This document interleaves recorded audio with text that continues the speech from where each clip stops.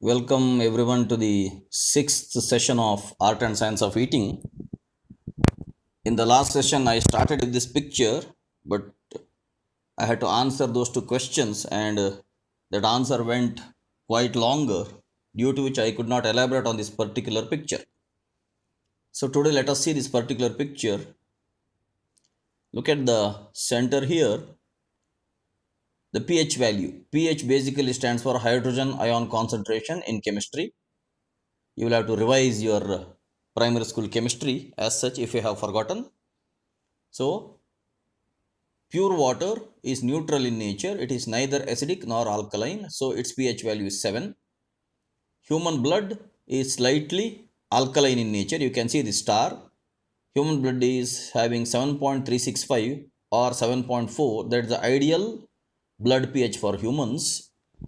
As human liver secretes bile juice, and this bile juice is alkaline in nature. That is why I was telling the advantages of lemon juice in my earlier sessions, that the composition of lemon juice is almost the same as the composition of bile juice. So many times liver's health will be improved if lemon juice is consumed in a regular basis. But I am making small corrections in my PPT, that lemon juice, which I had told earlier, uh, of consuming in the morning in the empty stomach, that I have removed it, because whatever I am not practicing, let me not put it in my presentation. So that lemon juice consuming in the early morning in empty stomach, let it not be practiced. Whether it is with ginger or whether it is with anything else, let it not be practiced. Let it be practiced only when the stomach is at least little bit full. That is one thing. Otherwise, lemon juice itself may be causing the damage to the mucosal layer in the stomach. Okay. And I have made one more small correction regarding rasayanas. In that slide, I had told you that it is before supper, but I have been taking this rasayana since so many years only after supper. That has been my habit. So, whatever I am doing, let me tell the same thing to you. So, that correction also I have made. Even though some Ayurveda experts suggest that rasayana can be consumed before supper, as far as my practice is concerned, I feel that it can be consumed only before going to sleep. That anyhow I am going to elaborate it later on. So coming back here, as the liver produces bile juice, and bile juice is basically alkaline in nature, so normally our blood remains alkaline in nature. That is the ideal pH value, 7.365. You can see here, if the pH value is less than 7, let us say 6.8, disease symptoms begin. Today I have been talking to one of my colleagues, and I was casually telling, I keep telling this to so many other people also, that if the blood in the body is clean and pure, then the overall health of the body remains clean and pure. Just like if the water is clean and pure, the same water gets circulated in rivers and ponds and everywhere, even in the rain.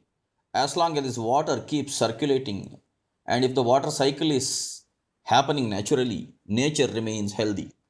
Same way in the human body, if the blood remains pure, same blood will get pumped into the lungs, and in the lungs it will absorb the oxygen, and the oxygenated blood will come back to heart, and the heart will pump it again to all the other parts of the body, including the brain. So then, if this oxygenated clean blood travels everywhere, in general, when this blood also carries nutrients from the small intestine, and all the nutrients along with the oxygen, if they are absorbed into the red blood cells, if that process keeps on happening, then the body in general is healthy. That is why this pH value is important. If the pH value is less than 6.8, which means that blood is becoming more and more acidic. As I have been telling you in the earlier sessions, stomach secretes hydrochloric acid, whereas liver secretes bile juice. Whatever was the effect of the hydrochloric acid on the digested food from the stomach, when it comes to small intestine, liver secretes this bile juice, so as to nullify the effects of acid. The purpose of acid is to break up all the macromolecules or the bigger substances that are the food particles which are in the stomach, and the purpose of the bile juice is to further digest these particles. At the same time, it is trying to nullify the effect of acid. So naturally, the amount of bile produced by the liver is more than the amount of hydrochloric acid produced by the stomach, due to which now normally blood remains alkaline. If at all the proportion of the bile is lesser and the proportion of the hydrochloric acid is more, and then gradually over a period of time blood becomes acidic, and when the blood becomes acidic, that is when disease symptoms begin, because in the acidic blood the red blood cells themselves may not survive longer. Ultimately, we have our soldiers and we have our servants. In our body, white blood cells are the soldiers and red blood cells are the servants. And both of them are present in the medium of blood. So, if the blood itself is becoming toxified by the reduction in pH value, then neither the soldiers nor the servants may survive. That is when disease symptoms begin. Now, if at all it goes further down, let us say the blood pH value is becoming 5.8, then the cancer cells begin to form.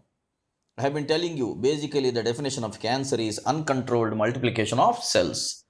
The same healthy cells, when they multiply uncontrollably or exponentially, the same healthy cells will cause the unhealthy conditions. So why they unnecessarily increase their number? Because the survival of the body is at risk now. If the blood's pH value is getting reduced, blood is becoming acidic, somehow the neurons sense or the brain senses that the basic survival instinct of the body is under challenge. So naturally, without knowing, there is an emergency which is declared inside the body, and that is when the body wants to survive. The beauty of the human body is this body wants to survive at any cost until aging happens and death happens. As long as aging does not happen, as long as at that time the death is decided, otherwise, without aging, in any which way, the body wants to survive. The body will perish only when there are attempts of suicide or prolonged diseases or heavy contamination of the blood, that way. Anyway, I have a future slide in which I am going to discuss the reasons of sickness in detail. So here the primary reason is if the blood becomes acidic, that is when cancer cells begin to form, which means that body is defending itself by producing more and more of warriors or more and more of servants. Red blood cells are the servants and white blood cells are the soldiers. If the body senses that its survival itself is under stake, then it will give an instruction inside that let the soldiers multiply, let the servants multiply. That is when exponentially cells starting multiplying, and that is when it is declared as cancer. Now, if the cellular multiplication does not stop, then there is an emergency situation where nobody knows what is going on.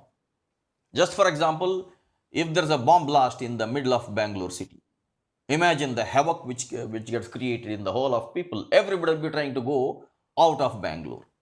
When everybody is going to try to go out of Bangalore, everybody will be blocking themselves and they will not be knowing the exit also. Because there is threat everywhere, there is fear everywhere. So cancer is such condition where there is fear everywhere for the survival of the body, and that is when cells multiply uncontrollably. I am going to talk about cancer later on again in my own slides. Now, when the blood pH value becomes around 5.8, cancer cells begin to form. You can keep on going this way.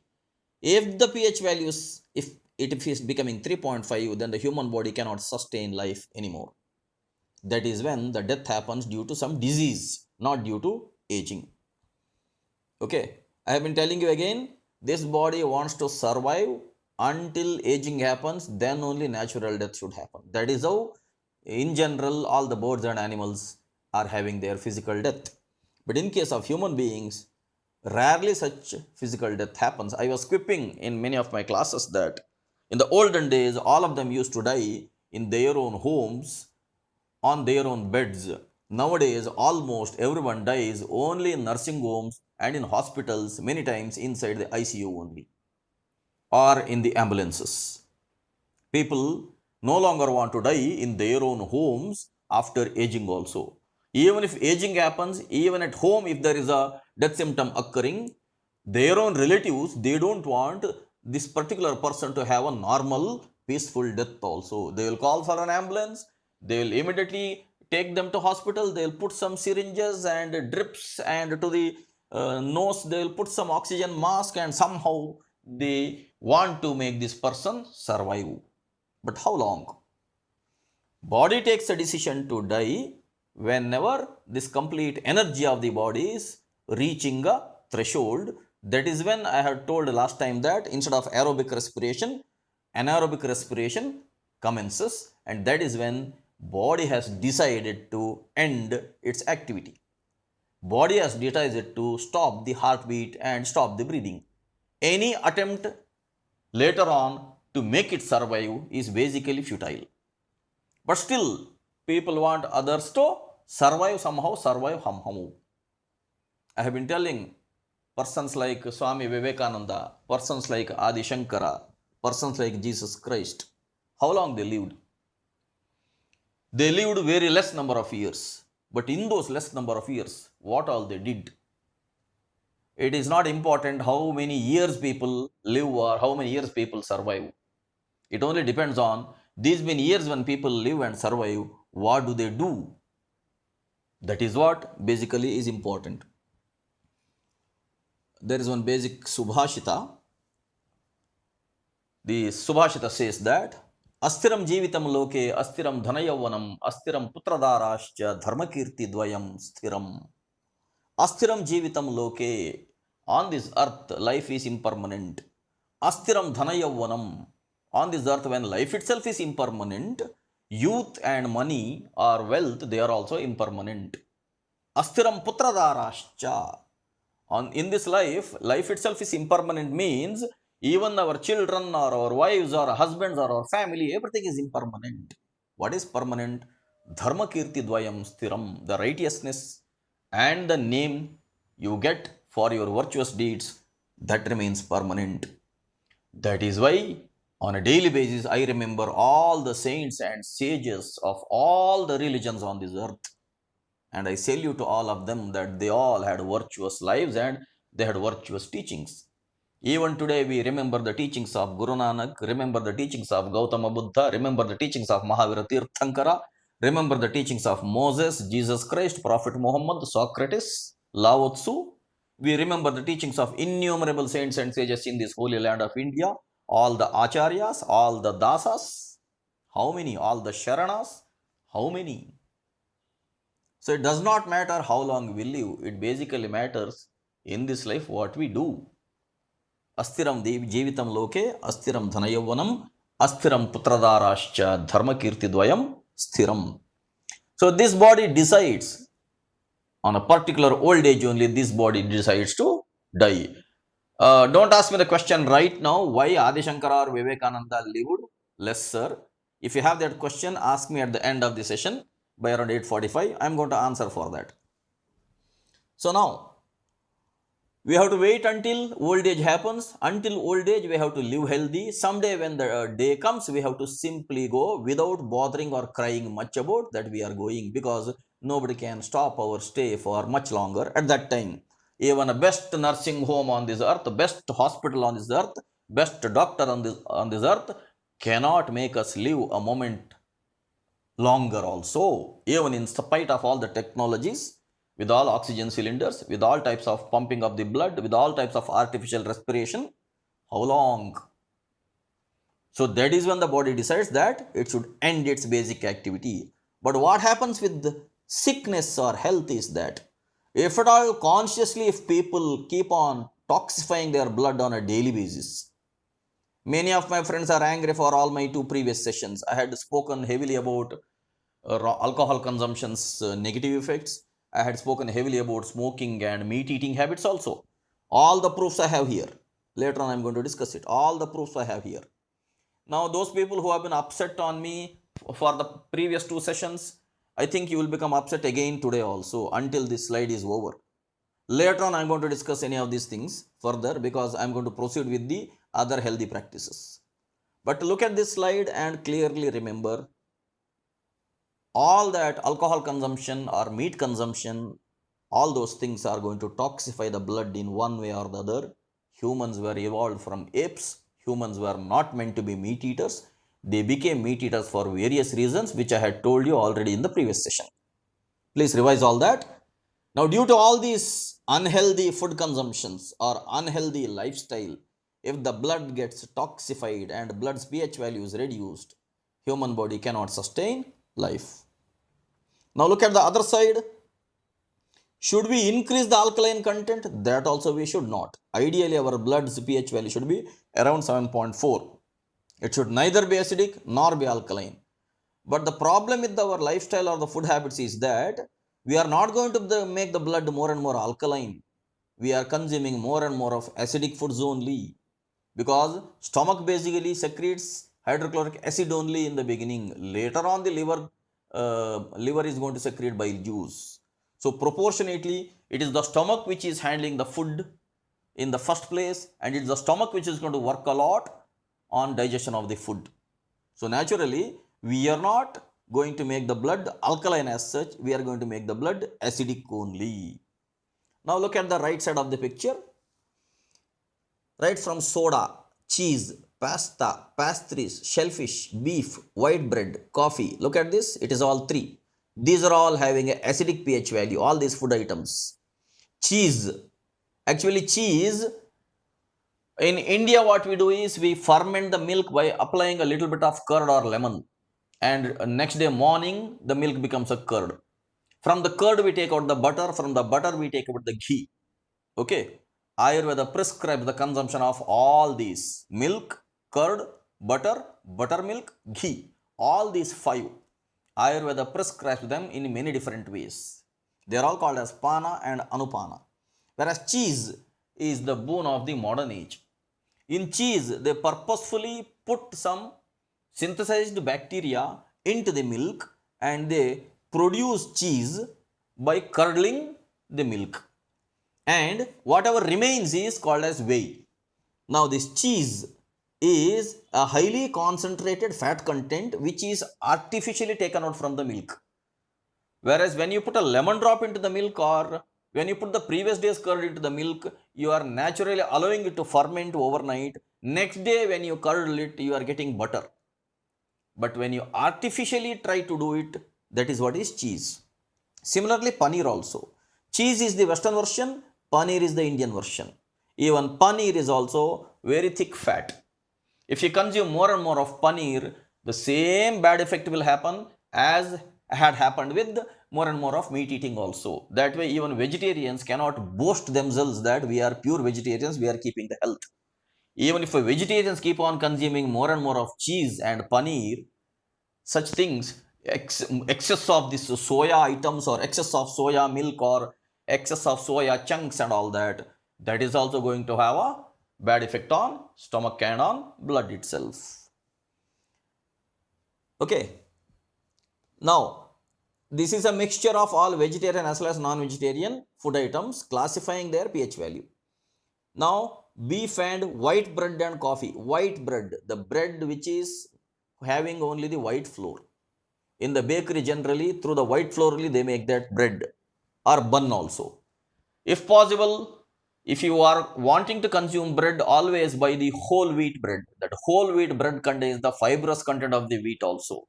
As much as possible, avoid this white bread and buns or such things. Even if you want to consume sandwich also, try to use the whole wheat bread sandwich only. Don't try to buy the general bread which is available. Now, coffee. Coffee is a diuretic molecule. Coffee and tea both are not Indians. Coffee was brought by British and tea was brought by Arabs or Muslims. Before that, Indians were consuming kashaya. Later on, their food habits got drastically changed because of the influence of the people who came to this country, and gradually that was the unhealthy practice which started. Coffee is a diuretic molecule, which means one molecule of coffee requires or attracts two molecules of water. Once the coffee goes inside, it attracts two molecules of water. Per day, if you take 1 cup of coffee or 2 cup of coffee, that is good for you. In mild quantity, even coffee acts like a medicine. Any medicine is basically a mild poison, whether it is allopathic medicine or Ayurvedic medicine or any medicine for that matter, even a homeopathic medicine, Siddha medicine, Unani medicine, any general medicine is basically a mild poison. So that way, if you drink coffee 2 cups per day, limit it for yourself, then coffee has a little bit of property of increasing the circulation in the body. When the increase in the circulation of the body happens, there will be energy there. Okay. If my voice is breaking, that may be because of the network. I hope now I am audible. Okay, I'll go on.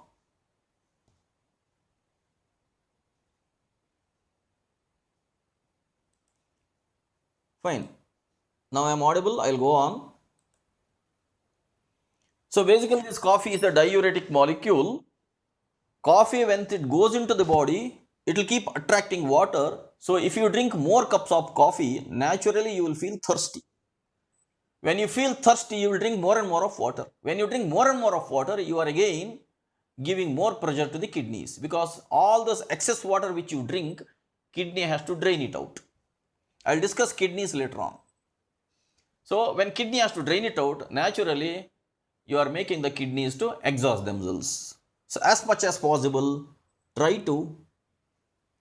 Okay, if the voice is breaking again, let me see what I can do.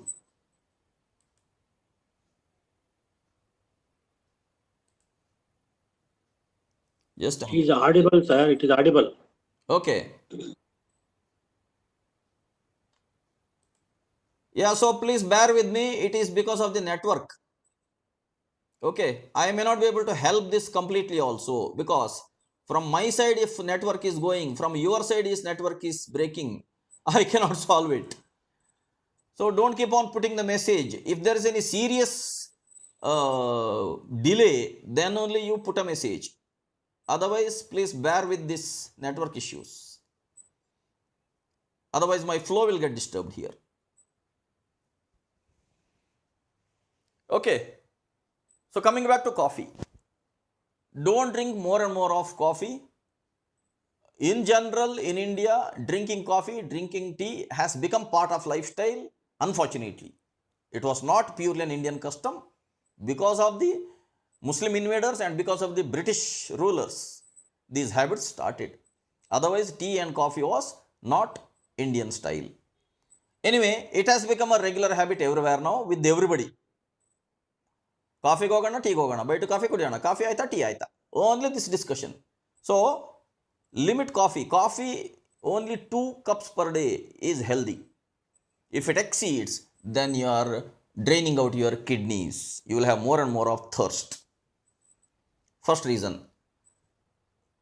Now tea is also equally bad that way. If you consume only 1 or 2 cups of tea, somehow it is good, okay, but if you consume more tea, this tea itself will somehow affect the liver. It will somehow affect the secretion of the bile juice, and due to which excessive tea drinking will affect the liver, excessive coffee drinking will affect the kidneys.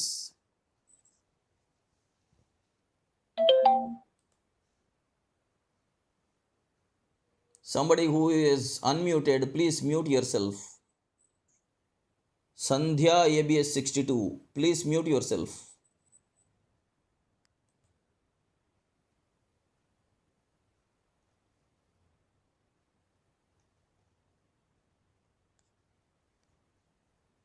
Let me proceed. Now, reverse osmosis products, distilled and many bottled waters. Look at them. Many bottled waters. even they have a acidic pH value. Artificially synthesized water, not a natural drinking water. That's pH value is also like this. Now sugar produced from normal factories, industrial sugar. There they add a lot of chemicals to actually they do not completely process the sugar cane as such. Simply the sugar cane as such is going into the machinery, and from that juice is going to be extracted. Lot of chemicals they add. That is when the byproduct molasses is stinking. Now this sugar, which is normally produced in the factories, is having its own chemicals. If possible, go for organic sugar, or if possible, use jaggery. I'll not talk more about beer and chicken and all that. I have already spoken. Tea also I have spoken. Fish, eggs, everything I have spoken. Now come here. Most grains and fruit juices are in the border here. Most grains, cereals, and fruit juices. Fruits are our natural food which God has produced. So they are somewhere here. Next, most tap water, normal natural water is neutral pH. Coming to cabbage, tomatoes, carrots, almonds, and apples, they are alkaline in nature. Now, celery, lettuce, green tea, olive oil, they are all again highly alkaline in nature. Broccoli, spinach, and highly alkaline ionized water is pH value 10. Now, just observe people who are eating meat more, if they eat more of fruits, then somehow that balance happens. Okay, if you want to become fully spiritual, if you want to really understand God, or if you want to really get the grace of God, my advice would be stop meat eating completely. But that is your choice. I cannot force you that way. Anyway, people are angry on me. However, look at this. Lettuce, celery, broccoli, spinach, they are all having a high alkaline content. Now this side you have coffee, white bread, and pastries, pasta, cheese. They are having a highly acidic content. Now let us say you consume this also and this also. Then you are making a balance of it. I have seen many of my Muslim friends, they consume lot of meat. At the same time, they consume lot of papaya, lot of banana. When they consume papaya and banana, the negative effects of meat is going to be nullified there. Somehow they have developed the wisdom of consuming fruits also and consuming meat also. I have told you why that meat eating practice started, because of the geographical requirements on those days. For that, please listen back to my previous session. Now look at this. All these items, they are highly alkaline. All these items are highly acidic. If we have a harmonious mixture of alkaline and acidic items, we are somewhere coming in between. My advice would be stick only to these. Stick only to these. Fruit juices, most grains, cabbage, tomatoes, carrots, almonds, apples. Stick only to these. You don't have to go for all upper things. Regarding green tea, later on I will tell you about kashaya. Green tea is not purely Indian, but kashaya is Indian. I am going to tell about it later. Again, don't become angry on me that I keep on talking about India, India, India. I am proud to be an Indian. I am proud to be a Bharatiya, because the real wealth of this country is yoga, Ayurveda, and Vedanta. These three are the real wealth of this country, and I am proud that I have studied all the three. I am proud. You people can become jealous of me or jealous on me. That is, you are spoiling your own health. But I am proud. So I keep on talking about India, India, India only, and you will have to bear with me. I hope all of you are Indians only, as such. Whether you stay in this country or you may be outside the country, still I feel that all my audience are Indians at heart. Today I saw one beautiful message behind a car. I was coming all the way from our college on the way through Coles Park, and in front of me one car was going, and he had put on the top Muslim and Christian and Hindu and Buddha and Jaina and Sikh. All the six he had put. And in each one he had taken first I, then N, then D, then I, then A and N, and he had put a color of orange and white and green. Kesari, Bili, Hasiru, green. Yeah. The Indian flag's color he had put in each two alphabets, and he had told, proud to be Indian. Actually, I wanted to stop my bike and I wanted to congratulate him or thank him for that beautiful message. But I could not stop there. There was no red signal anywhere in the traffic. He overtook me. If at all I meet him tomorrow or day after, if at all in the signal, I am definitely going to give a thumbs up to him. So he proudly put all those 6 religions and he combined all those INDIAN with the Indian flag's color. A beautiful message. Someday I want to create such message and I want to publish it. Okay, so I am proud to be Indian. Again, my audience don't become angry if I keep on going from one topic to another topic, because my speech remains like this only. It will be superfluous and spontaneous. I will discuss this and I will discuss that. Then again I will come back to this. So the point is, I am proud to be Indian. I keep on talking about the Indian lifestyle and Indian food. So green tea, you need not. Later on I am going to tell you about kashaya.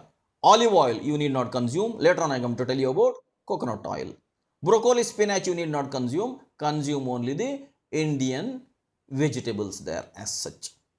Okay, this slide is not made by an Indian. This slide is made by some health freaks of USA, and I have simply taken it from Googleshwar. Googleshwar is our best resource. So this way, I hope my audience got all the message about the importance of the clean blood. Later on, I'm going to tell you anyhow about the food combinations, and in detail, I'm going to tell you how should our consumption of the food should be. Do not use your stomach as a trash can.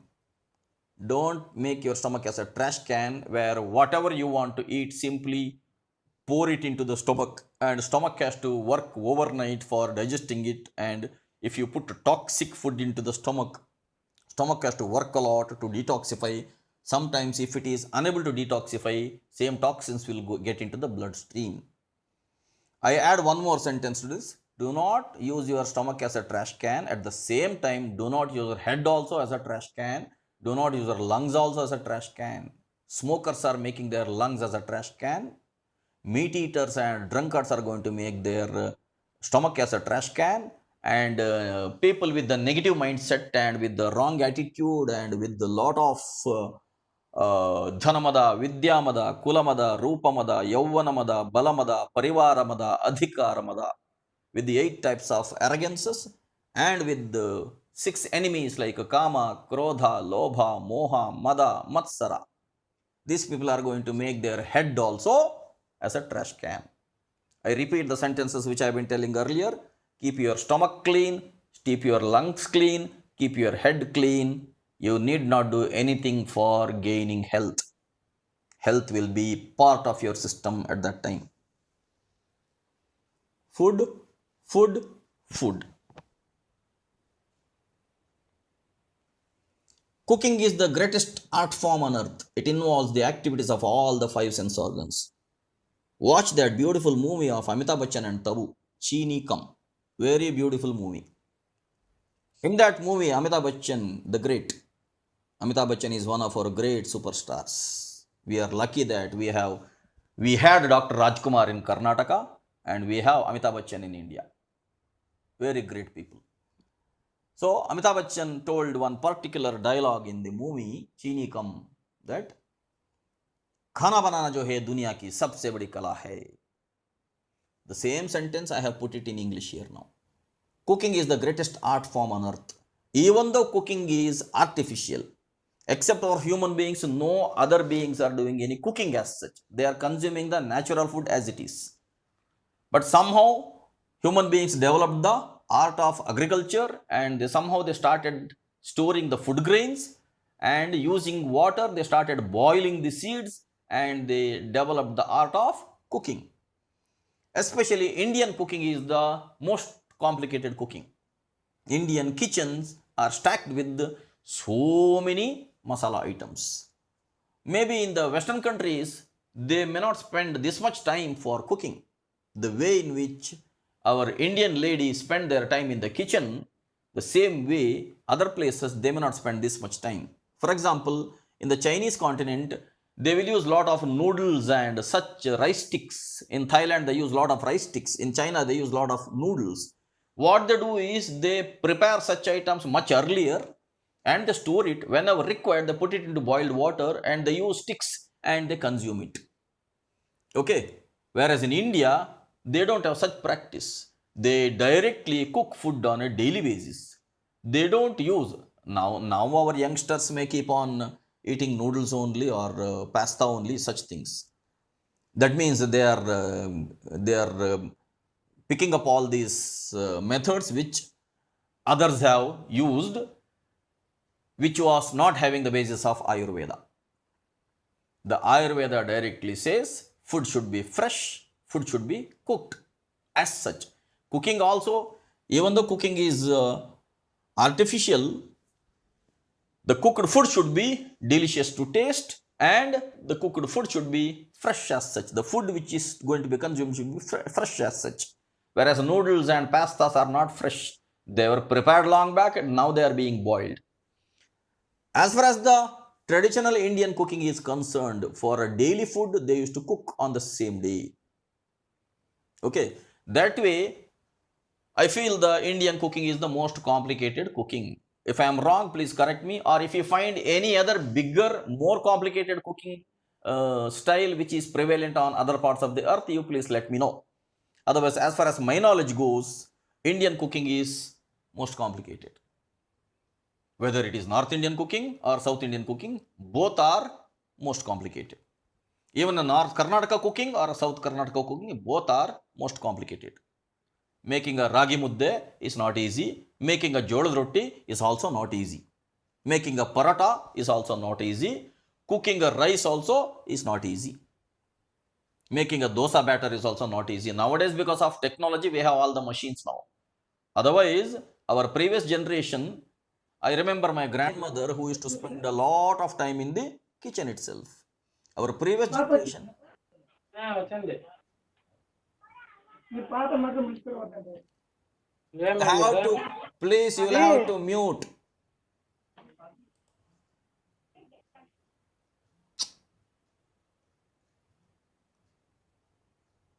I hope I have mature audience. You will have to keep yourself muted. If you keep disturbing my speech, I'll put you into lobby. I have no other option. In this Cisco WebEx, once I start sharing my slides, there is no option to mute my audience directly. Otherwise, I can simply click a button mute all. But here, Cisco WebEx thinks that people who use this are professionals. So my audience, you will have to keep yourself muted.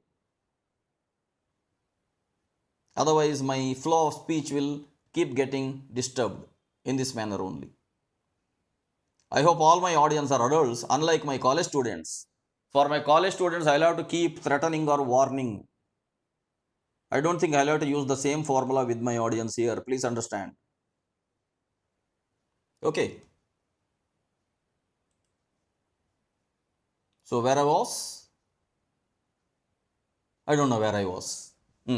I was discussing the cooking which is happening in the Indian subcontinent, where in the older generation, how our ladies used to spend a lot of time. Even now, our ladies spend a lot of time in the kitchen. Whenever they have to process these green vegetables, they spend a lot of time.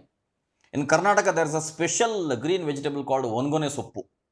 Very high level medicinal herb or nutritious herb. Ongone soppu. It has the property of cleansing the small intestine. But it is very difficult to process this particular green vegetable and to cook it. Because it's a very small leaf, it has to be removed from the stem so carefully. So whenever I bring Ongone soppu to my home, my wife will start cribbing that, oh, it will take me 2 hours now to clean it. But that is worth it. That is when I again say cooking is the greatest art form on earth. It involves the activities of all the 5 sense organs: Shabda, Sparsha, Rupa, Rasa, Gandha. You are going to hear the sound of the food, you are going to smell it, you are going to taste it, you are going to touch it, you are going to see it. That way, cooking as well as eating, they have all these 5 art forms or sense organs. So that way, cooking is the greatest art form on earth. Eating is the greatest utilization of this art. Yes. I directly tell my audience that I am a Tindi Pota. You people may keep on thinking that I keep on telling about myself only. I feel you will understand my intention of telling about myself. I am just sharing my life's experiences along with whatever I have learned till now. So I have to keep a direct addressing mode of telling about myself. So I directly say that I am a Tindi Pota. I love or like eating all types of things, but I put a limit about how much to eat, about which item. Even I also consume paneer, I also consume pasta, I also consume pizza, but I put a limit about how much I should consume. Eating is the greatest utilization of this art, hence, eating should be a highly satisfactory process. Eating should not be done in a hurry. If eating is done in a hurry, ultimately we are surviving through eating only. When we eat, why don't we take our own time to eat it deliciously and with enough nourishment also? So, eating should be a highly satisfactory process. Food should contain the 5 ingredients: macro and micronutrients. I have been telling about it earlier. Carbohydrates, fats, and proteins in the 50 is to 30 is to 20 ratio, that is called macronutrient. Vitamins and minerals are called micronutrients. Look at this. Carbohydrates must be 50%, fats must be 30%, proteins must be 20%. Please understand this. Those people who are muscle freaks or protein freaks, people who consume more and more of protein, imagine if there is more protein, then the same protein will cause the corrosion of the muscles. So, in the food, carbohydrates must be 50%, fats must be 30%, and proteins must be 20%. For example, if you are consuming rice or wheat is a cereal, that cereal is 50%. Then if you are consuming paneer or cheese or milk or butter or whatever, that is 30%. Then if you are consuming pulses, that is 20%.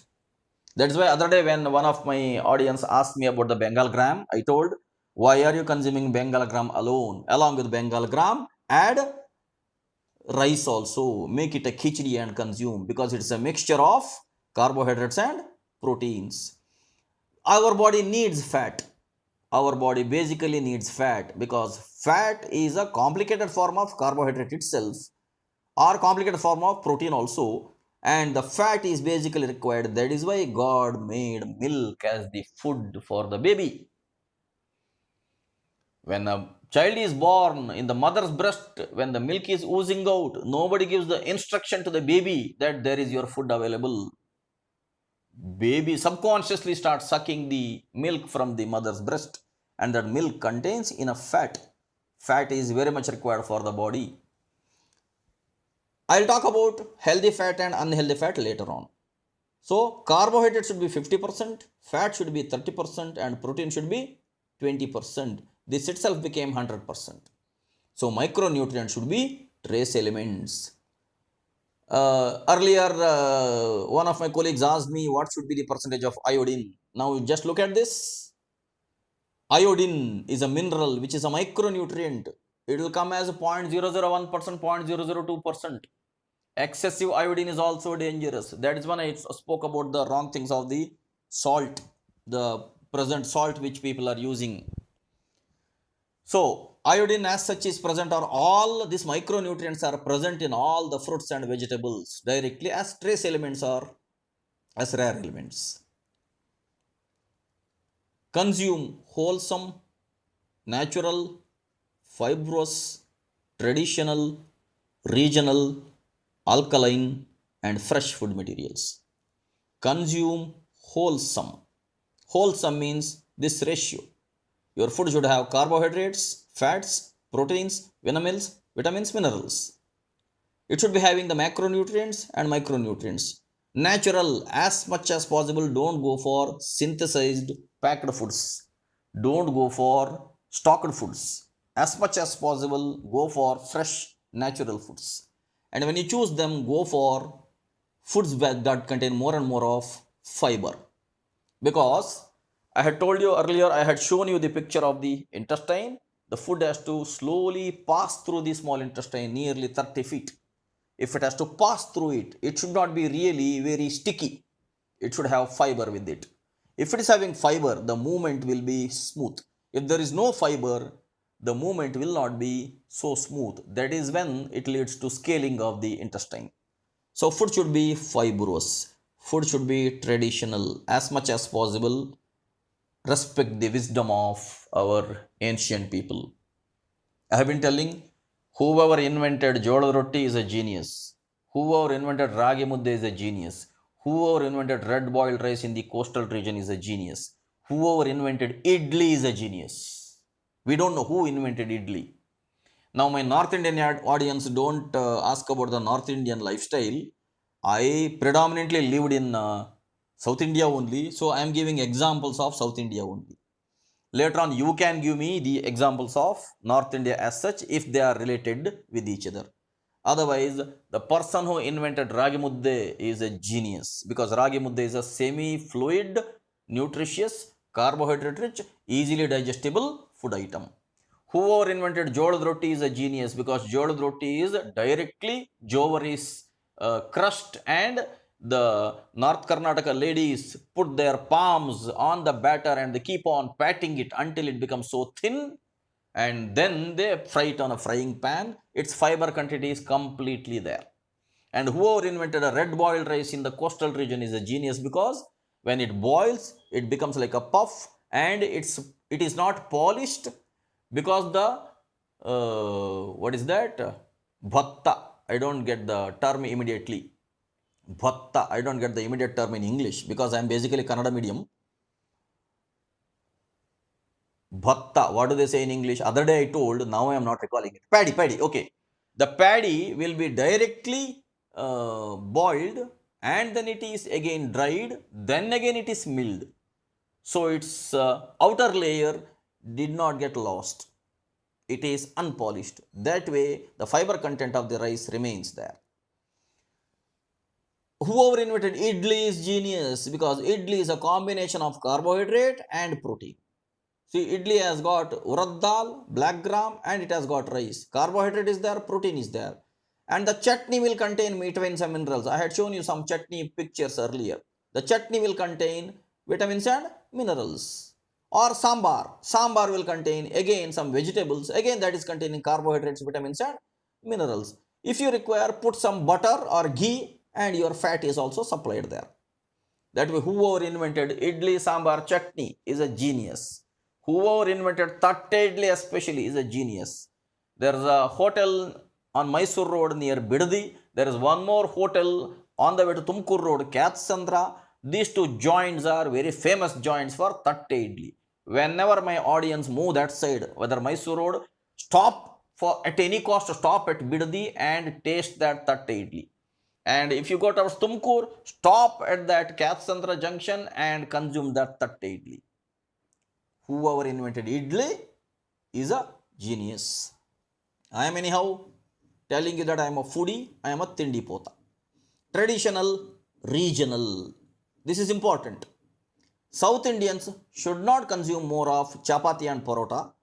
North Indians should not consume more of South Indian thing. I'll tell you why. Wheat grows only in the North Indian side, and rice grows mostly in South Indian side, which means God only decided in which region which grain will grow. Wheat easily will not grow in the South India. Now, through technology, people may prove it. I am talking about the natural terms.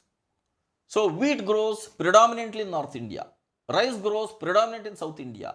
So, for centuries together, people have been habituated to consume such food only. Our intestines or our stomach, they have been habituated, even through heredity, for consumption of such food only. Unnecessarily, we should not experiment with the food habits. Unnecessarily, we should not stuff complicated food items into the stomach. Just because Australians are eating oats, we need not eat oats. Australia is growing in, oats is growing in Australia. It is better that God produced oats to be grown in Australia only. That is their food. So please understand, this is a divine wisdom.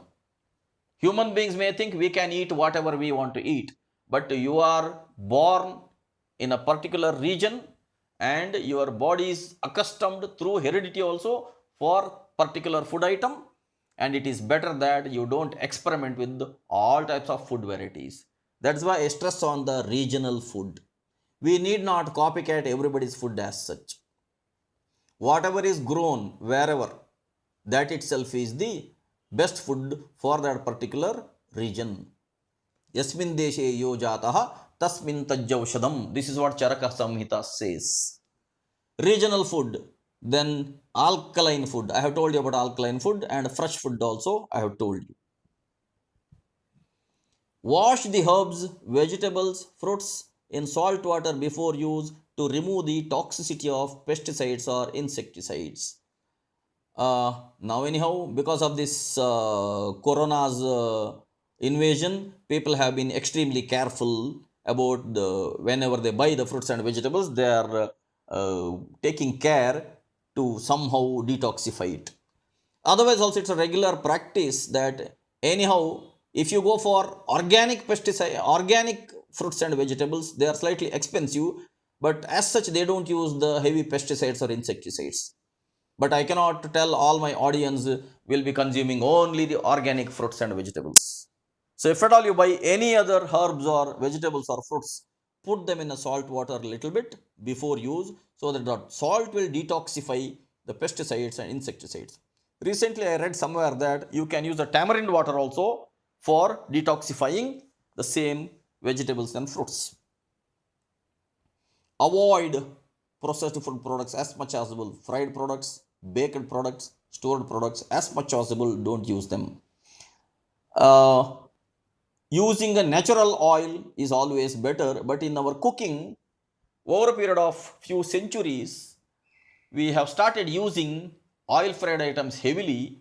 But oil, just visualize one fistful of, let us say, sesame seeds, and from one fistful of sesame seeds, how many drops of sesame oil will come? Just think about it.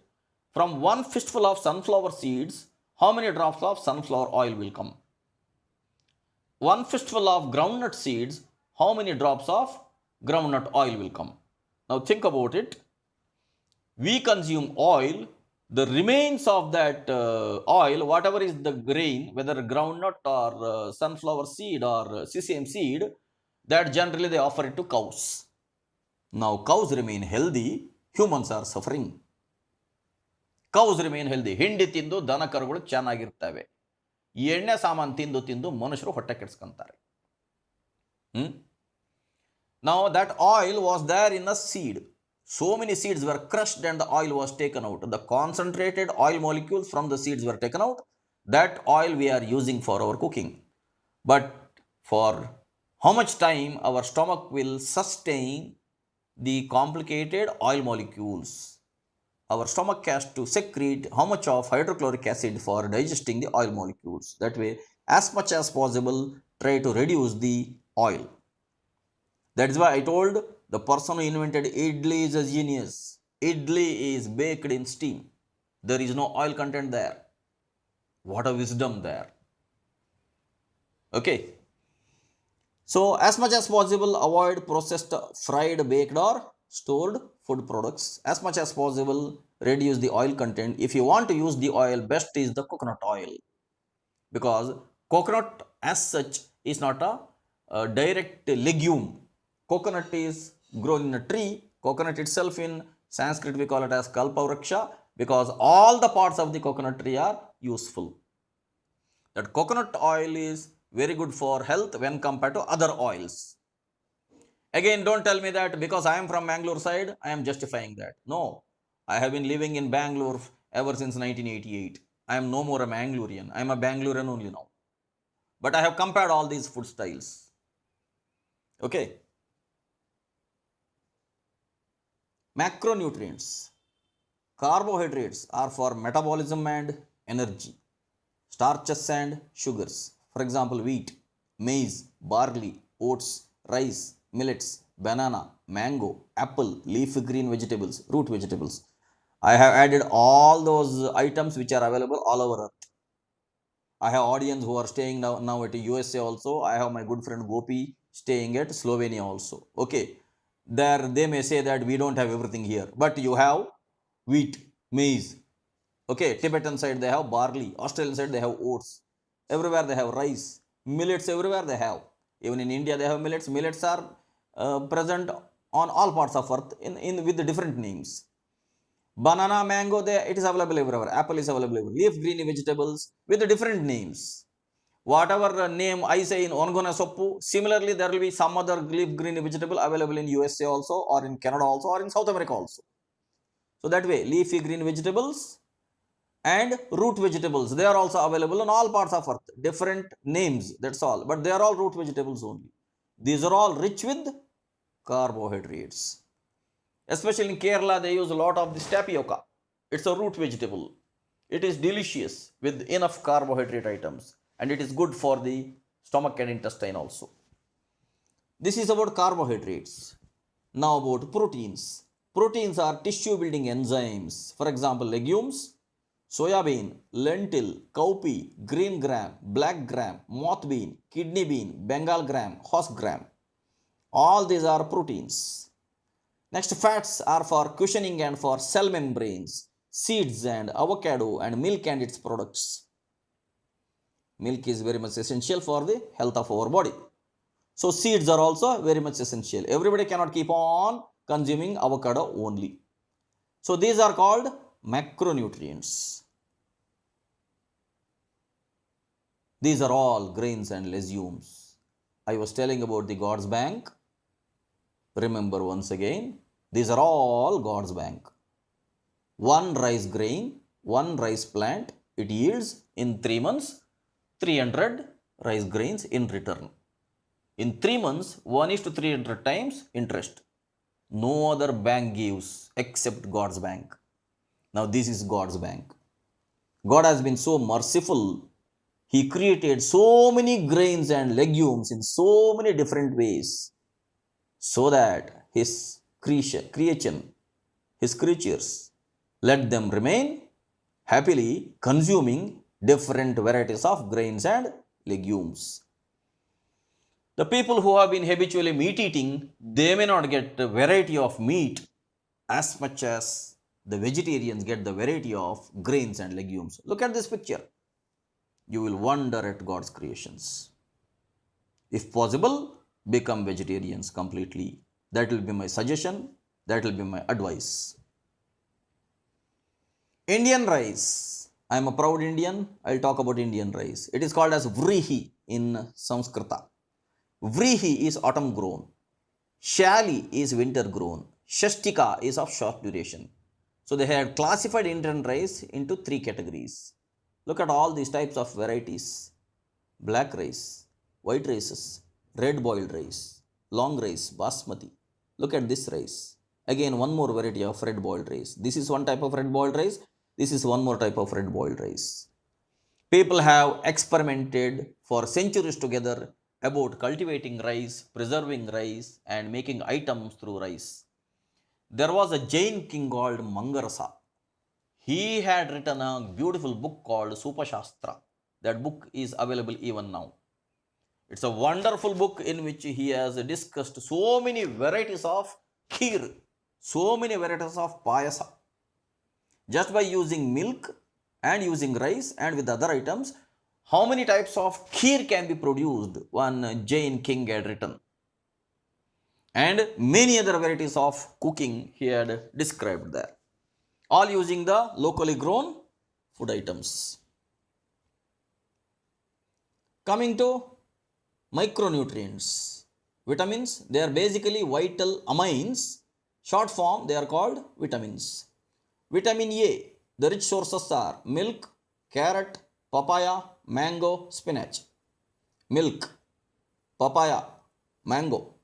Make it a habit to consume them regularly. Carrot, spinach. Now, deficiency of vitamin A results in lack of immunity and vision problems. For the eyes, vitamin A is required. That is why, let us say vitamin A is lesser, immunity will be reduced. And vitamin B, whole cereals, green vegetables, soya bean. Now, the deficiency of vitamin B will have nerve damage and beriberi, which is excessive fatigue. In general, whenever people are weak, when they go to a doctor, he will prescribe B complex medicines, B complex food supplements. What are those B complex medicines? B complex is nothing but vitamin B.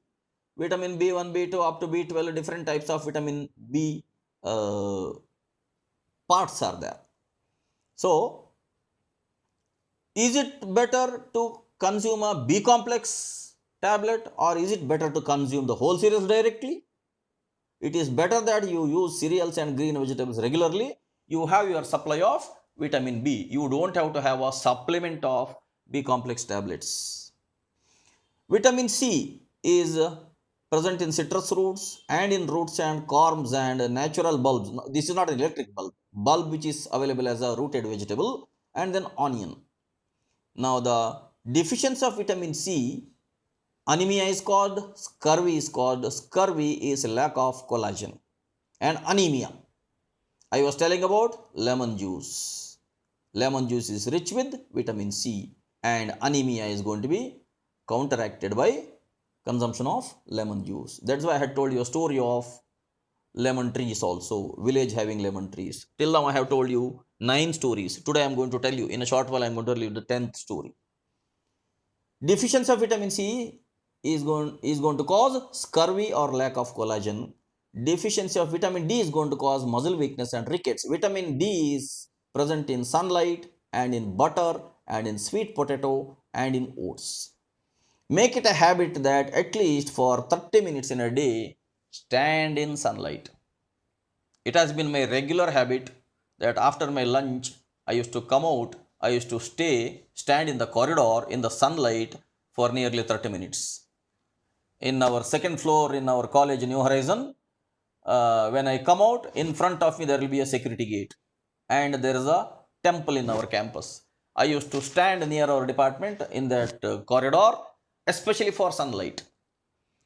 And I was having the view of temple also, and security guards at the other side used to watch me that I am standing here, but my purpose of standing there was to have enough sunlight on my body. Okay, so vitamin D, expose yourself to sunlight. Otherwise, I'll tell you an example which happened in Europe. When industrialization started in Europe, somewhere in the beginning of the century, children in their young age, they used to go to factories and they used to work in the factories till evening and then used to come back home. Young children were utilized as laborers in those factories. But after a few years, all these children had a serious disease called rickets. Their legs were bent and they could not walk properly. Both the legs were having a curvature. They could not stand straight. They could not walk properly. That was because their bones had remained soft. Now, people did not understand why this ailment happened with all these youngsters. After a few years of research, they came to know that these young boys used to leave their home early in the morning to go into the factory. Whole day they used to remain in the factory, and in the evening they used to go home. They were not exposed to sunlight at all. When they were not exposed to sunlight at all in the young age, their body did not produce vitamin D at all. When their body did not produce vitamin D, they suffered from rickets or soft bones. The people who have bone issues understand that your body requires vitamin D, and vitamin D is available, or vitamin D is available in butter, so you have to consume butter. Don't think that butter is a fat there. You eat fat, you will have to burn fat. I have told you, every day religiously 30 minutes you will have to dedicate for your physical exercise. And if possible, keep on consuming sweet potato. If required, consume oats also for getting your supply of vitamin D, or at least 30 minutes per day stand in sunlight. Nature is a great healer. None of the birds and animals are suffering from rickets because they remain in sunlight as much as is required. We remain in shades, we remain in our comfort zones, and we only suffer because of the deficiency of vitamins. Lastly, coming to vitamin E, it is present in all the edible nuts and seeds. If the lacking of vitamin E is happening, it will lead to skin problems and general weakness.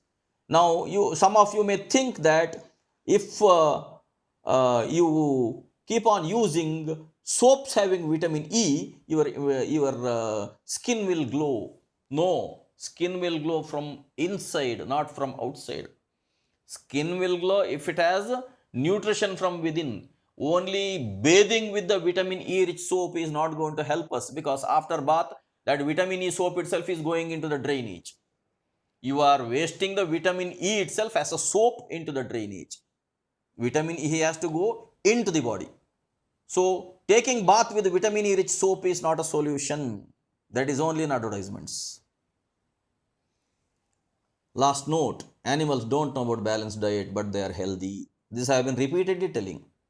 Animals don't know about macronutrients, micronutrients. They don't know anything about nutrition. They don't know anything about chemistry or physiology or anatomy. Still, they are healthy because they are natural. Body is capable of synthesizing its own required items if provided sufficient raw materials are supplied into the body. God had produced those animals in that way that whatever is their natural food, that is available to them in nature itself. Human beings went away in the name of civilization, away from nature, and human beings are suffering because they are not having a natural lifestyle as such. So animals don't know about balanced diet, but they are healthy. We even knowing balanced diet also, if you don't follow, then also we are going to remain unhealthy. Balanced diet is this one only, whatever I showed you here. This itself is balanced diet. Macronutrients, micronutrients, 50 is to 30 is to 20, along with vital amines. Okay, story time now. Today's story. Let me take a small break to drink water.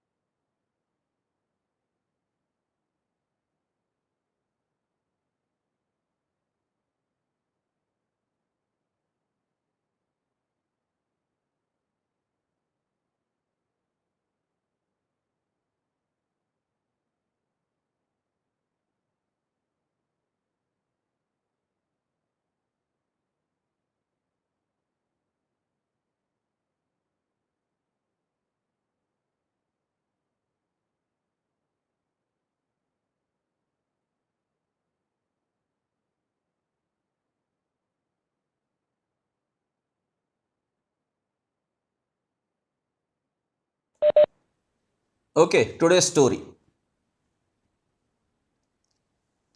In China, one young man wanted to learn martial arts. So he searched for a competent teacher. He kept on searching for many competent teachers. After a serious search, he found out a martial arts master, and he went to that master and he told him, I want to learn martial arts from you. And that particular teacher said, okay, you can join into my classes. But the student said, I am in a hurry to learn martial arts, and I want to learn all the martial arts skills which you know within 1 year. I am in a hurry. Now the teacher said, if you want to learn martial arts from me within 1 year, then it will take you 5 years. Now the student said, I have come searching a lot and people recommended you and I have come to you. I came to know that you are an expert and you have to teach me within 1 year. Then again this teacher said, if you want to learn from me within 1 year, it will take 5 years. Now the student said, I don't have that much time. I want to learn as fast as possible. And he went away. He spent some more months searching for another competent teacher anywhere else. For his satisfaction, he could not find any other competent teacher. Now he came back to this particular teacher again and he told, look man, I could not find any other competent teacher. I have come to you only. You will have to teach me only. Now I am relaxing my conditions. Instead of 1 year, you teach me in 2 years. Okay. Student is putting a condition to the teacher, instead of 1 year, you teach me in 2 years. Now the master said, I'm happy that you are relaxing your conditions. Instead of 1 year, now you are ready to learn for 2 years from me. But if I have to teach you for 2 years, it will take me 4 years. Now student said, look man, I relax my conditions by 1 year. Teacher said, yes man, I also relax my conditions by 1 year. Instead of 5 years, it is now 4 years. Now student said, I don't have 4 years time. I want to learn at least within 2 years. And I can't join your classes. He went back. He went back again for a few months. He searched in many places for a competent teacher. For his satisfaction, he could not find any competent teacher. Then he came back. He came back. Now he told this teacher, look man, I could not find for my satisfaction any other competent teacher. I am joining into your classes only. Now the teacher said, if you really want to join into my classes only, then you will have to learn as per my conditions, not as per your conditions. You have come to me to learn, so I will teach as per my style. You will have to learn as per my conditions. Don't put your conditions. Will you be completely obedient for all my conditions? The student said, yes, all right. I will be completely obedient to all your conditions. You start instructing me. Okay, we will start from tomorrow, the teacher said. Next day, the student was, with a lot of enthusiasm, he came to the teacher that the martial arts classes will happen.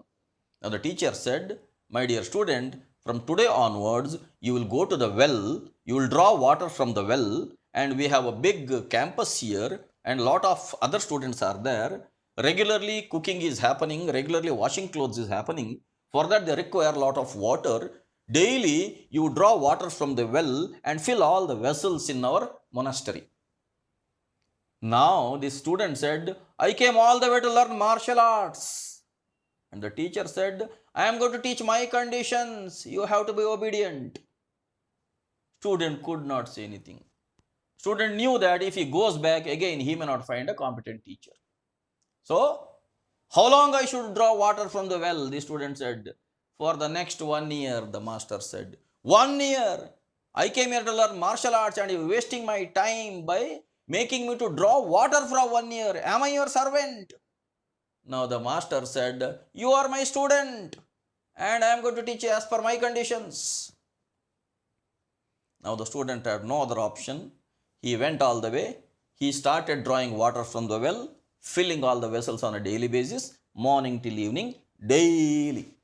For the next 365 days, he kept on drawing water from the well and he kept on doing that particular job. And finally, 1 year got over. After 1 year got over, the student thought, from tomorrow onward, the teacher is going to start teaching me martial arts. And early morning, he went to the teacher and told, 1 year is over. I have drawn enough water from the well. I have served you now. And I have served your monastery also. Now from today, you start your lessons. Now the teacher said, okay, my second lesson now. First lesson was drawing water from the well. Now the second lesson is, from today onwards, you will go to the forest and you will bring firewood.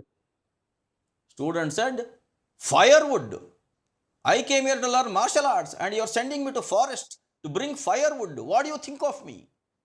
And teacher said, you are my student and it is my conditions. You have already told that you will be obedient. Now student had no other option. Daily he used to go to the forest and firewood, he used to cut the wood and he used to bring it on his head and he used to bring it back to the monastery. For the next 1 year, silently, he used to go to forest and come back and supply firewood to the monastery. That way, another 365 days got over. Now, after 2 years got over, he was afraid that next day, if at all he goes to the teacher and if at all he asks him to teach martial arts, he may tell some other task to perform. So, student was afraid to go to the master after the completion of 2 years. But on that particular day, teacher only called him and told him, come on, from today onwards, we are starting martial arts. Student said, okay, at least after 2 years, you are starting martial arts. Yes, from today onwards, we are starting martial arts and I will teach you all the skills which I know, all the methods which I know, I am going to teach you sincerely. So they went on, and the training went on rigorously. And at the end of the third year, all the effective teachings of the martial arts had happened, and the student was so happy. At the end of the third year, the master or the teacher told this particular student that whatever I know about martial arts, everything I have taught you now, you have become a perfect replica of myself. Now the student said, you taught me only for 1 year now, but you said 3 years. You simply wasted my 2 years. Whatever you taught me in this particular 1 year, you would have taught me in the very first year itself. Now the teacher said, I have been teaching you from the very first year. You did not understand. In the very first year, I made you to draw water from the well for complete 1 year. When you keep on drawing water from the well, your hands became strong, your legs became strong. At the same time, your joints were flexible, your body was flexible. There was flexibility as well as strength. In general, in martial arts and in yogasanas, flexibility and strength are together. Yogasana, I keep on recommending my audience to practice yogasana because along with flexibility, there is strength there. So the teacher told to this particular student, for 1 year, I made your body ready. I made your hands strong. I made your legs strong. With this particular exercise only, you thought that you are drawing water. Indirectly, I was making your body ready for this martial arts practice only. What about second year? Second year, I sent you to forest. I made you mentally ready. For the first 1 year, I made you physically ready. Second year, I used to send you alone to the forest. When you go alone to the forest, you are at your own risk. You should be able to take instantaneous decisions if there is a risk or danger in the forest. You only are going to climb a tree for cutting the wood. You only should logically think about how to cut a particular branch. You only should think about how to bring it all the way to monastery. You are all alone. So when you are all alone, you are going to safeguard yourself. You have to be alert. So for the first 1 year, I made you physically ready. For the next 1 year, I made you mentally ready. When you are ready by both of these means, in the last third 1 year, I taught you all the martial art skills which I knew. Now student said, why did you tell that when I came for the first time, why you did tell that it will take 5 years? Then the teacher said, to make you obedient to me, you are going to waste a lot of your time and I am going to waste a lot of my time. If you have to listen to me correctly, and if you bring your own ego in between, if you keep on trying to put your conditions on the teacher, how do you think the teacher will be able to deliver correctly to the student?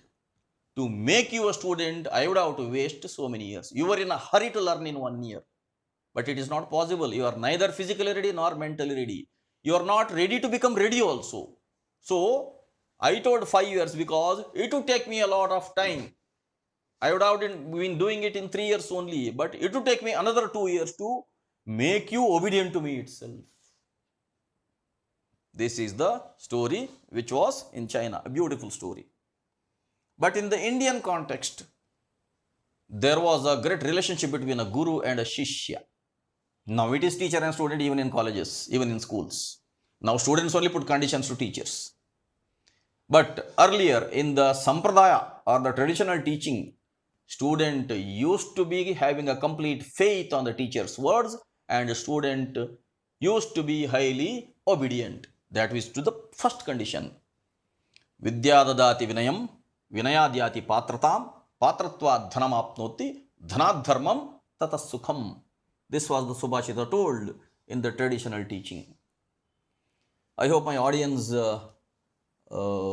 liked this particular story. If any of you have any questions, you can type it in the chat box, or else I'll go to the next slide.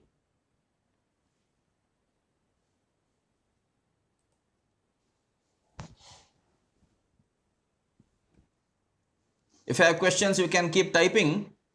Meanwhile, okay, there is a question. Let me discuss.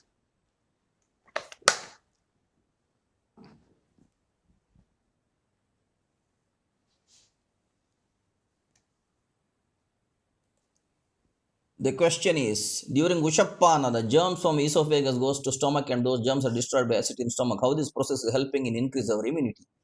What is basically immunity? Immunity means germ should not multiply. That itself is the immunity. Let us say you asked about the question about the virus, and I spent nearly 1 hour discussing the virus in the previous session. If the virus does not multiply in your body, that itself is immunity. That's all. Somebody asked me today, can you tell how to take care of during corona? But you did not attend my previous session. I discussed nearly 1 hour about the coronavirus. Please listen to the previous session which happened on last Saturday. Okay. Now, for the question about this immunity, I have already told. If the germs do not multiply in your body, that itself is immunity. If there are enough white blood cells there are in your body, soldiers are there, and red blood cells, servants are there. Your body is healthy. Somehow the RBCs and the WBCs should not be destroyed by the germs. So that is how the acid kills the germs and immunity is maintained. Immunity is not something to be measured. Immunity is basically a cellular term.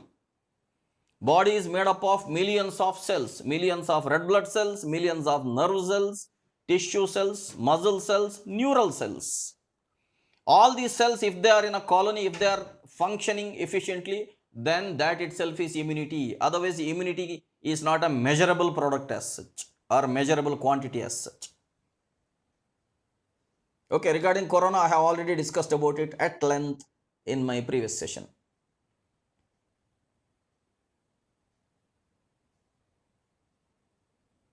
If there are no more questions, let me proceed.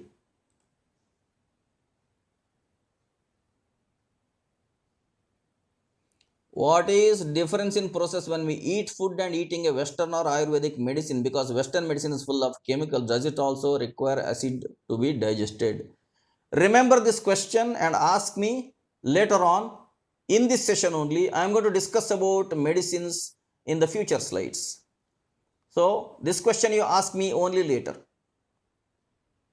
You have too many questions, but you will have to wait until I cover up some syllabus. Later only you ask me all these questions. Don't be like a hurried student there. That particular student, he wanted to learn everything within 1 year. That is not possible. So hold on. Let me discuss micronutrients, iron and calcium. There are many great vegan sources of iron. Vegetarian sources: cashews, spinach, dark chocolate, kidney beans, tomato paste, blackstrap molasses, quinoa, spirulina, tempeh tofu, pumpkin seeds, apricots. As this is prepared by one website called veganstreet.com, they have put the examples of western side, but some of them are here also. All legumes we have, and green leafy vegetables we have, and apricots we have. These you need not consume as such. Spirulina, quinoa, all that you need not. Cashew nuts we have. So there is enough. Dark chocolate you need not consume as such because your teeth will go. So as such, if you can involve if you can include more and more of legumes and green leafy vegetables, iron supply is there. Especially palak. Indian spinach is palak. Palak has got a lot of iron content within it. So if you keep using all soppu means all types of green leafy vegetables and legumes, iron is there. Calcium, you don't need dairy to get calcium. Anyhow, this term vegan means they want to avoid milk also as such. I have to tell you one point here. The milk which is produced in India and the milk which is produced elsewhere, they are drastically having different qualities. The way in which cows are treated in India and the way in which cows are treated elsewhere, there is a drastic difference. So, I used to tell that these three white poisons are salt, maida and sugar. But later on people used milk also as a poisonous material, as the fourth white poison, and they added rice also as polished rice. I'll tell you that polished rice don't consume. Try to consume organic rice. And as far as milk is concerned, try to consume organic milk. And one horrifying thing I should tell you, the way in which Indian cows are fed, mostly in India, they feed only green leaves. as food to the cows. Whereas in some of the countries, they used to feed them with the waste meat. Meat was forcibly fed to the cows also, and cows had to forcibly consume it because they were not fed with anything else. Now, imagine if such food is ingested into the cow's stomach, how will the cow yield a healthy milk? That is when the so-called developed countries, they made so many artificial mechanisms for farming, and they spoilt cows also, they spoilt the milk also, they spoiled themselves also. That is when this vegan culture came into picture in the West, that they did not want to consume milk also because even milk was having toxins. But in India, again, I am a proud Indian, I am a proud Bharatiya. In India, cows are treated as mothers. Cow is the second mother. First, we drink milk from the mother's breast, then the cow's breast milk we consume. We duly respect the cow also that way. I have been telling you my experience where I lived in a rural area, how much of compassionate relationship we had between we and our animals. I'll not repeat it all again. Again, you will keep saying that I am boasting of myself. That is the mistake which some of my audience do when they start judging me. Okay, so as far as milk is concerned, my advice would be don't forego with the milk. Start consuming milk as much as possible, organic milk, or buy a milk of somebody who is having cows nearby your house. That way, you are avoiding all the chemical processes of the milk. So here he says fortified almond, rice or soy milk instead of the regular milk, and then soya beans, then sesame seeds, and again green leafy vegetables and broccoli and fortified orange juice. Again tofu. Tofu is again a product of soya only, and spinach. So all these items, they contain enough calcium. Iron and calcium are very much required for the body. Calcium is for the bones and iron is for the red blood cells. But you don't have to worry about how much iron you should consume, how much calcium you should consume. You keep on consuming this food.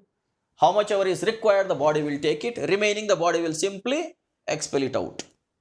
Body is conscious that way. This will be my last slide for today. It's already 9 o'clock.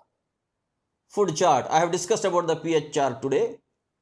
Positive foods are having pH value more than 7. Herbs, roots, corms, bulbs, fruits, vegetables, sprouted seeds and pulses, green leafy vegetables. All these are positive foods. Neutral foods pH value 7 are unprocessed grains, dried fruits, spices, fresh nuts, fresh milk, and honey.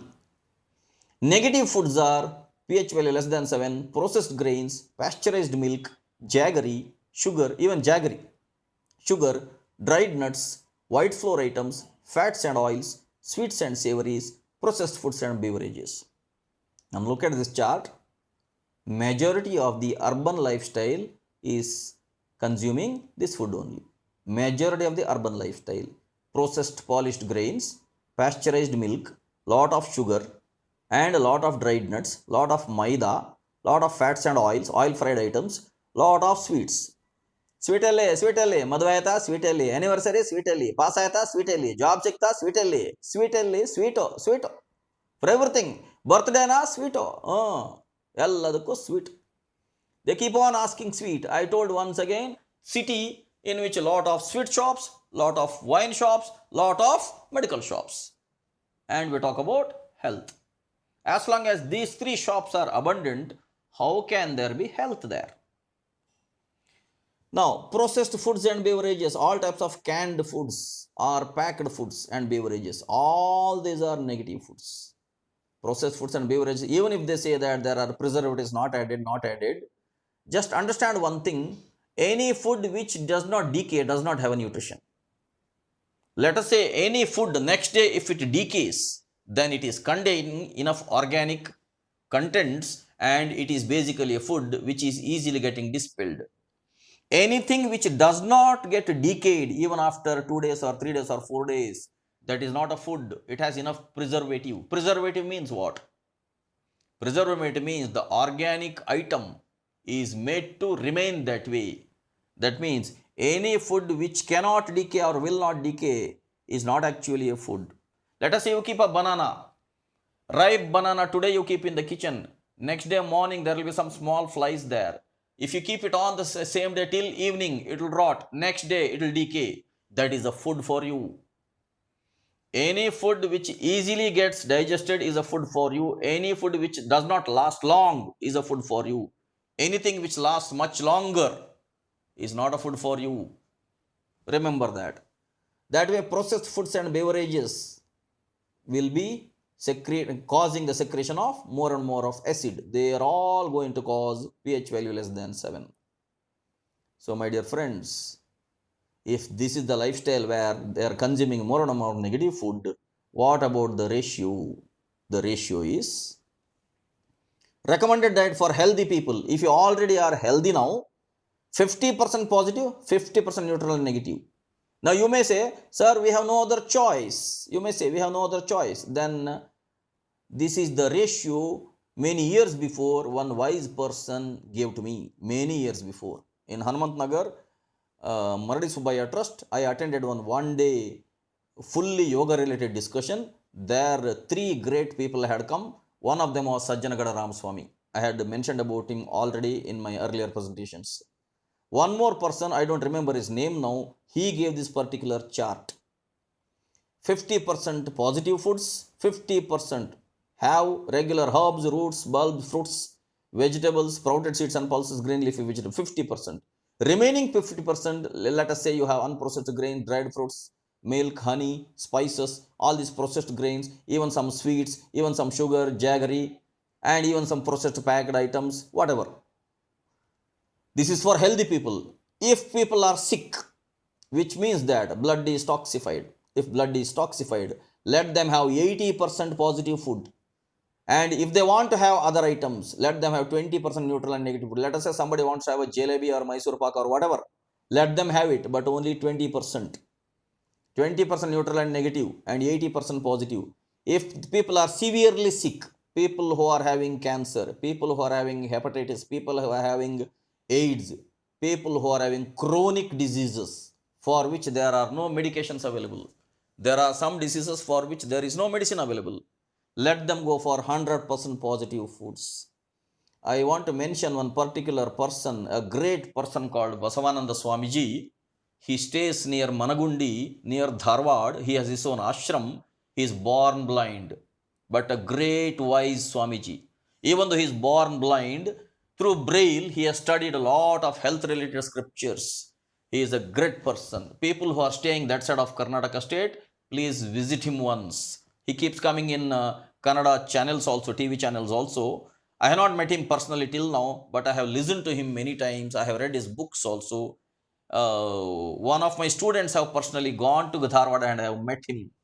This particular great Swamiji treats even the cancer people for 10 days with the 100% positive food. For 10 days, he gives them 3 days, he completely gives only tender coconut water. Then for next 3 days, he gives only this honey and lemon mixture. Next 3 days, he gives only this cucumber and such vegetable items. And on the last 10th day, when the blood becomes completely detoxified, people become healthy. He has cured even cancer patients. The thing which the well qualified doctors could not do, one blind Swamiji called Basavananda Swami, who lives near Managundi, he has done such magics. If you don't believe me, please check yourself, please visit him there, please find out the testimonials who people have gone to him and got cured. You can find out the facts by yourself. Okay, with this I'll stop. There are again some questions. Quickly, I'll try to address the questions.